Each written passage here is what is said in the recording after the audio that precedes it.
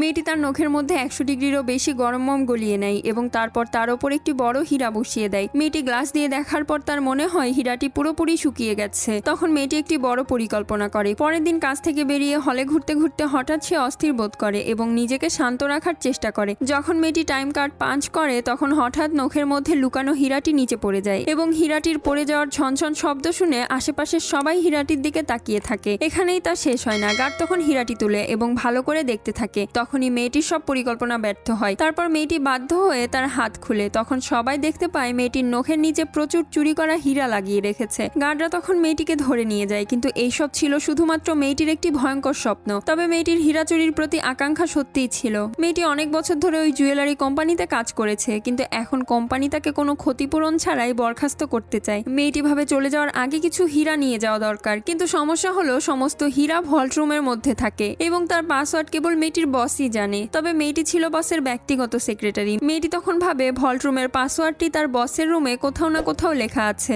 মেয়েটি একদিন তার বসের পার্টিতে এসে গোপনে বসের স্টাডি রুমে ঢুকে যায় এবং ড্রয়ারে যাতে তার আঙুলের ছাপ না লাগে সেজন্য মেয়েটি তার হাতে একটি রুমাল বেঁধে ড্রয়ারটি খুলে, কিন্তু মেয়েটি সেখানে কিছুই পায় না। ঠিক তখনই বস হঠাৎ রুমে চলে আসে। মেয়েটি তখন দ্রুত ওপরে উঠে যায় এবং লুকিয়ে দেখে বস একটি ড্রয়ার খুলছে। তারপর মেয়েটি দূরবীন দিয়ে বস ওই ড্রয়ারে যে পাসওয়ার্ড দেয় তা সে দেখে ফেলে। বস বাইরে যাওয়ার পর মেয়েটি ড্রয়ারটি খুলে এবং সত্যিই সেখানে কোম্পানির বোর্ডের পাসওয়ার্ড রাখা ছিল। মেয়েটির তখন মনে হয় তার কাজ সহজ হয়ে গেছে, কিন্তু সমস্যা হলো বোর্ডের বাইরে ক্যামেরা লাগানো থাকে, তাই তার সমস্ত পরিকল্পনা ব্যর্থ হয়ে যায়। তখন হবস নামের কোম্পানির এক বৃদ্ধ পরিচ্ছন্নতা কর্মীকে দেখা যায়। সেই পরিচ্ছন্নতা কর্মী অবসর নিয়ে নেয় এবং বাকি জীবন শান্তিতে কাটাতে চায়। আসলে এই পুরো চুরির পরিকল্পনা ছিল হবসের। মেয়েটি হবসের কথায় ভল্টের পাসওয়ার্ড জোগাড় করতে গিয়েছিল। 40 বছর ধরে এখানে কাজ করছে হবস। কোম্পানির সবকিছুই সে জানে। সিকিউরিটি গার্ডদের সাথে তার ভালো পরিচয়। হবস যেখানে যায় কেউ সন্দেহ করে না। হবস জানতো যে 8 ক্যামেরার ফুটেজ শুধু 4টে স্ক্রিনে দেখা যায় এবং প্রতি 1 মিনিট পর পর ফুটেজ বদলে যায়, অর্থাৎ তাদের কাছে ভল্ট খোলার জন্য